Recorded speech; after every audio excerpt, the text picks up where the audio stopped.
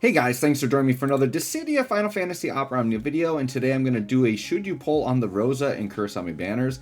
Now I'm like super late to getting this video out because I have been out of town, but technically I'm getting this out before the banners drop. Banners drop in about 2 hours after the time I'm recording this, so at least a little bit of time to think about what you want to do. And then also, like, if you want to watch my character guide, I might live stream tonight, and then if I do, you could catch my live stream and see the character guide live. But either way, within the next probably 12 hours or so, my character guide on Rosa should be updated so you can see if you want to pull for her or not, right? So let's go ahead and talk about the banner. So we've got a Kurasame banner and we've got a Rosa banner. So we'll talk about Kurasame's banner first. His side characters here are going to be Rude and Wakka. Now, once again, with all of the time traveling, just keep in mind, side characters definitely could change. And I feel like Wakka and Rude are characters, I can't like tell you when exactly it was, but it just feels to me like I talked about them kind of recently. Not that they couldn't just bring them back again. Once again, these LD only characters for the most part are fairly non-impactful with some exceptions, right?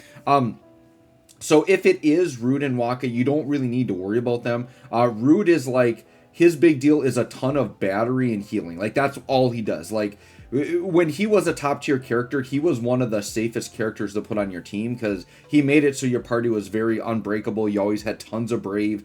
He kept you healed up. He's a nice character, but he doesn't really have a place in the current meta, right? Same thing with Wakka. Like, being that he is like kind of a support based character, you can definitely make Wakka work, but he does have RNG in his kit. So he has RNG as to like which buffs you get. He has 3 like really big buffs, and they're all really good, but it's random which one you're going to get. We've kind of talked about him. I know there are some Wakka fans out there, but his damage won't really be there. His support can be very good if you're okay with a little RNG, but you really shouldn't pull for either of these characters, I would say. In terms of call, I think Rude's call is nice just as like a heal call. Wakka's call can also be solid for like the good buffs you can get, but they're not like groundbreaking, right? Then we have Kurasame. Kurasame is a character who I do still like his call. I think as a call, there is value to Kurasame. It's just a really nice HP damage up call. It does ice enchant, so there is value in his call. So definitely if you wanted like a budget, like really good call, you could like ticket for his LD. As a character in the party, like Kurasame is definitely solid, but this is a straight rerun, right? So he's not really getting any reworks or anything here that's different than what he was in his last iteration. So if you didn't pull for him the first time, you probably don't need to pull for him this time. I think with what we've seen coming this month, I think Kurasame is a very skippable character. Not saying he's bad. Like, his Ice Pillar is awesome. I love the follow-ups that he can get. He does have a really nice HP damage up for the party on his debuffs. He's a cool character, but there's just way too much that's like just better than Kurasame, I think, overall in the game. I do think there's value in the call though, but I'd say this banner overall is very skippable for most players. Then we have the Rosa side. So Rosa here would have Gao and would have Kimahri. Now, once again, Kimahri, I feel like I very recently talked about Kimahri. There is a chance these side characters could be changing, right? Now, if it's Gao and Kimahri, I do say Gao is an LD only character that is actually worth getting. He is very, very good as an off-turn damage dealer.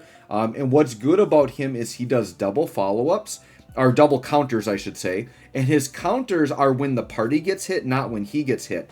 So what's really notable about Gao is you can run him with another tank, like say Oron or Gladio, that they can cover tank, they can steal the hits, and Gao will still counter even if he's not hit. So it's a great way to get a bunch of counters out of a character. This is very notable too if you're going to go for a character like Reno later on. Reno is extremely good for off-turn comps, and Gao is a nice budget option for those teams. Is Gao a premium option for the teams? Probably not, but he's a great budget option. I think his biggest value is 2 things.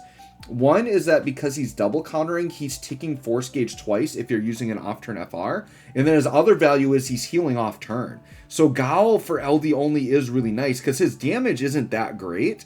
But when you get all of the off-turn attacks, when you're pushing the gauge up, which is increasing the damage for the rest of your party, and then even if his counters don't do a ton of damage, it really adds up in a force time, especially against an aggressive boss, especially if you combo him with someone like Reno, who I'm going to talk about more later. But Reno does something that I've been screaming for, wanting in this game for such a long time, is a character that actually delays his own party members, which is insane for off-turn compositions. Gao can work nice on a Reno team for sure, right? And then Kamari, he's just like a solid support character that can inflict blind. Like, he's definitely a character you can get away with if you're desperate for like a budget support character. You definitely could throw down some Kamari, but he's nothing like groundbreaking that you need to have right now, right? Now we got to talk about Rosa. Now, Rosa, I think you could go different ways on Rosa depending on the situation that your account is in, right? Now, we'll talk about Rosa just very briefly as a very good support character. So she does a lot of healing and battery. She has re-raise, which is kind of a safety net in case you die. Characters will come back to life, which is really, really nice to have. Her BT effect gives her some nice follow-up damage or some like extra damage to actually make her a little bit more potent. She gets really nice upgrades in her kit to increase her damage. So she actually will do somewhat solid, decent damage, and she force charges, right? Now, I would say the players that should be pulling for Rosa for sure, like the way Rosa becomes more of a must pull. If you're a newer account and you don't have a modern support character, you probably should pull for Rosa because you need a modern Echo support character that's very good. Her auras are also very good. The other players that should be pulling for her are people that are using the Blue Crystal Room. If you started on Blue Crystal Room, one of the most important things you need to have on your teams is a force charger and a support character, and she does both. The other thing very notable about Rosa that I like about her FR conditions are incredibly easy to meet, right? So she's a great generic FR that you could use with pretty much any character in the game and get good gains. So I think there's a lot to like about Rosa. I think so. If you're like a Blue Crystal user, like that's your room that you started with, or you're lacking a support, I would say she's darn near like a must pull because she's a really good support you can grab. And looking at like what's coming up for the month, there aren't a lot of like really top tier dedicated support characters. So I'd say because I think when I did my monthly pull planning video, I think Rosa and Rem kind of stood out to me as the two like really good support characters. Rem though isn't getting any upgrades. She's actually fairly new still. She's still really good. So between Rosa and Rem, if you're lacking support period, you definitely should be grabbing one of them, especially if they match your Crystal Room color. Now, if you're a veteran like me, and you've got a big roster, you've got tons of good support units, you've got your Aeriths, your Pinellos, your Garnets, you definitely don't need Rosa. You could definitely, you could definitely skip the banner if you're saving resources, right? But me personally, I am going to pull for Rosa because support characters there's a couple of reasons I always like pulling for supports even if I have a lot. One is support characters have the most longevity in the game, so they're usable for much longer than other characters, and I always want a support on a team comp. So when it comes to the lockout content, I like having lots of modern options that I can use on teams. So for me, I'm definitely going in on Rosa. I definitely think depending on your situation, right, she definitely is like a very good pull to almost a must pull. But if you're a veteran, it's really up to you if you want to pull for her or not. But once again, she fits all the check boxes that I want in a support character, right? I want healing, I want battery, I want force charging, I want good FR conditions. She's got all of it, right? And on top of that, she's got really decent damage if you want to go out and get the BT. I think Rosa is a character that you don't need to chase the BT. Like if you just want her as like a support character, you can get away without the BT. BTs always make a character better. It's going to give her more damage,